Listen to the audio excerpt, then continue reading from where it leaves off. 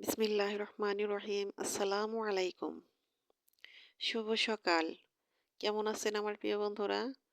আশা করি আল্লাহর অশেষ রহমতে আপনারা সবাই অনেক অনেক ভালো আছেন। আমিও আল্লাহর অশেষ রহমতে আপনাদের সকলের দোয়ায় আলহামদুলিল্লাহ ভালো আছি। তো কাছে দূরে দেশ বিদেশে যে যেখান থেকে আমার এই ভিডিওটা দেখতেছেন, আমার এই ভিডিওটার সাথে এই মুহূর্তে যুক্ত আছেন, তাদের সবার প্রতি রইল আমার আন্তরিক ভালোবাসা ও শুভকামনা। তো আমার প্রিয় বন্ধুরা, ভিডিও শুরুতে একটা রিকোয়েস্ট করতেছি। প্লিজ বন্ধুরা, যদি লাইক দিতে ভুলে যান মনে করে একটা লাইক দিয়ে দেন। আপনাদের একটা লাইক আমার কাছে অনেক অনেক মূল্যবান। আর যে বন্ধুরা অলরেডি এই কাজটা করে দিয়েছেন সে বন্ধুদের জানাই অসংখ্য অসংখ্য ধন্যবাদ। আমার অন্তরের অন্তঃস্থল থেকে আপনাদের জন্য দোয়া ও ভালোবাসা সবসময় থাকবে, সবসময় করব। আর নতুন বন্ধুদের বলতেছি, প্লিজ বন্ধুরা ভিডিওটা না টেনে সম্পূর্ণভাবে মনোযোগ সহকারে দেখুন। হয়তো কোথাও কোনো একটা অংশ আপনাদের ভালো লেগে যাবে। যদি ভালো লেগে যায় তাহলে আমার এই ছোট্ট চ্যানেলটাকে সাবস্ক্রাইব করে আমার পাশে থাকতে পারেন। ছোট্ট একটা কমেন্ট করে যাবেন। সেই কমেন্টের সূত্র ধরে আমি আপনাদের পরিবারে চলে যাব ইনশাআল্লাহ। তো বন্ধুরা, আমরা যদি একে অপরকে সাপোর্ট না করি তাহলে কিন্তু আমরা কেউ এগিয়ে যেতে পারবো না। আমরা একে অপরের সাপোর্ট অনেক প্রয়োজন, অনেক দরকার।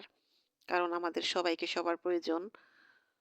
এটা আমরা সবাই জানি। তো সে নিয়মগুলো মেনে আমরা সবাই সবার ভিডিও দেখব, যাতে সবাই সবার উপকারে আসতে পারে।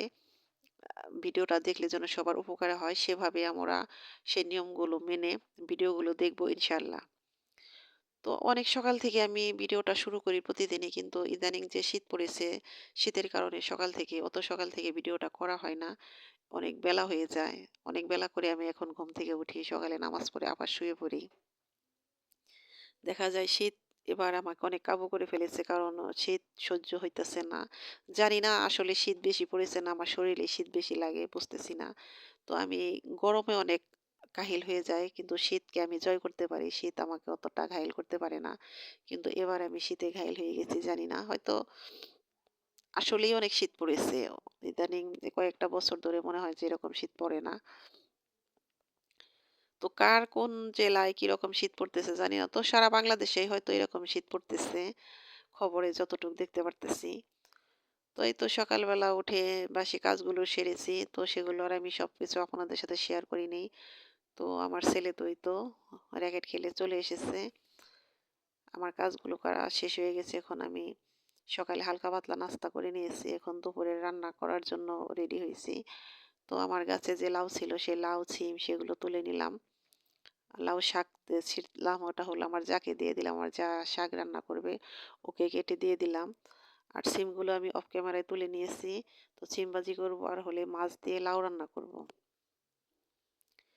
তো গাছের নিজের হাতে লাগানো যে গাছের শাকসবজি সেগুলো কিন্তু খাইতেও মজা, কিন্তু আমার মনে হয় যে খাওয়ার চেয়ে এগুলো যে তুলি আমি হাত দিয়ে, সেটাই আমার কাছে বেশি ভালো লাগে। আমি নিজে রান্না করে খাই বা আরেকজনকে তুলে দেই, এটা আমার খুব আনন্দ লাগে, খুব ভালো লাগে। তো আমি যে লাউ বুনি, আমার ভিডিওগুলো নিয়মিত যারা দেখেন তো তারা হয়তো বুঝতে পারেন আমি যে লাউ গাছগুলো বুনি, প্রতি বছরই লাউ গাছ বোনা হয়। তো আমি লাউ গাছ বুনলে দেখা যায় একটা কি দুইটা লাউ আসে, এর বেশি লাউ আসে না। তো এবার আপনাদের ভাইয়া আর হলো আমার ছোট ছেলে দু বাপ বেটা মিলে লাউ গাছ বুনেছে। তো মাশাল্লাহ অনেক লাউ এসেছে। তো আমি গাছে ৫টা লাউ রেখে গিয়েছিলাম, বলে গিয়েছিলাম যে সবাই নিয়ে যেন খায়, খেয়েছে। তো ভালোই লাগে গাছের লাউ। তারপরে এসেও আমি কয়েকটা পেয়েছি। আবার গাছে লাউ আছে। তো আমি একটা আজকে কাটলাম, আরেকটা আছে। আরো ৩-৪ টা আছে। তো আপনাদের ভাই আর আমার ছোট ছেলে যে বলেছে, বলছি সেদিন আপনাদের ভাইয়াকে যে, "সত্যিই তোমাদের হাতে ভালো ফল হয়। দেখো কি সুন্দর ধরেছে।" তো আমি অন্যান্য গাছ বললে মাশাআল্লাহ সব গাছই হয়।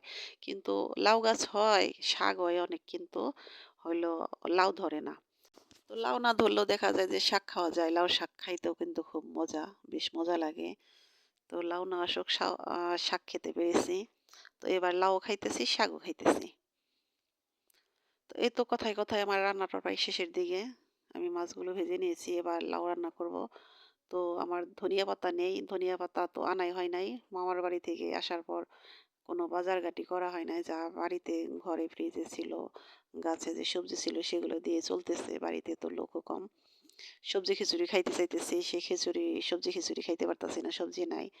তো শনিবার হাটবার, আগামীকাল হাটে থেকে সব সবজি আনা হবে, তখন আর কি খিচুড়ি খাবো। তো সারা বছর কিন্তু সবজি ওরকম পাওয়া যায় না, সবজির অনেক দাম যায়। কিন্তু এই শীতের সিজনে দেখা যায় অনেক ধরনের সবজি, শাকসবজি পাওয়া যায়। আবার খেতেও ভালো লাগে, খাওয়াও যায়। তো সারা বছর যে সবজির ঘাটতিটা থাকে, তো আমি চেষ্টা করি এই শীতকালে সেই ঘাটতিটা পূরণ করার জন্য। অনেক সবজি খাই আমি। তো এবার এখনো খাইতে পারতেছি না। বেরিয়ে আসলাম। তো সবজি এখন বাড়িতে এসেছি খাবো।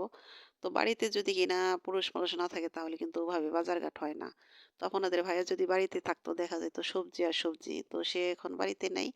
আমার ওরকম সবজিও আমি ইচ্ছা করলেও মানে পাইতেছি না। আর তখন তো বলতে হতো না, এমনিতেই নিয়ে আসতো। তো এই তো দেখুন এই লাউ রান্না করতেছি। তো লাউ, তারপরে মূলা, এই সমস্ত সবজিতে কিন্তু ধনিয়া পাতা দিলে বেশ মজা লাগে। অন্যান্য তরকারির চেয়ে এই তরকারিতে দিলে আমার কাছে বেশি ভালো লাগে। তো লাউ রান্না করতেছি আর ধনিয়া পাতা মিস করতেছি। একদম সস্তা জিনিস, তারপরও আনার জন্য খাইতে পারতেছি না। নিজেও একটু আলসেমি করতেছি। শীত, শীত বলে মানে কোনো কাজে তেমন একটা হাত দিতেছি না। তো বন্ধুরা, কথা বলতে, বলতে আমি ভিডিওর শেষের দিকে চলে এসেছি। তো বন্ধুরা, যারা এখনো আমার ভিডিওটা দেখতে, দেখতে লাইক দিতে ভুলে গেছেন, প্লিজ বন্ধুরা মনে করিয়ে দিলাম, একটা লাইক দিয়ে দেন।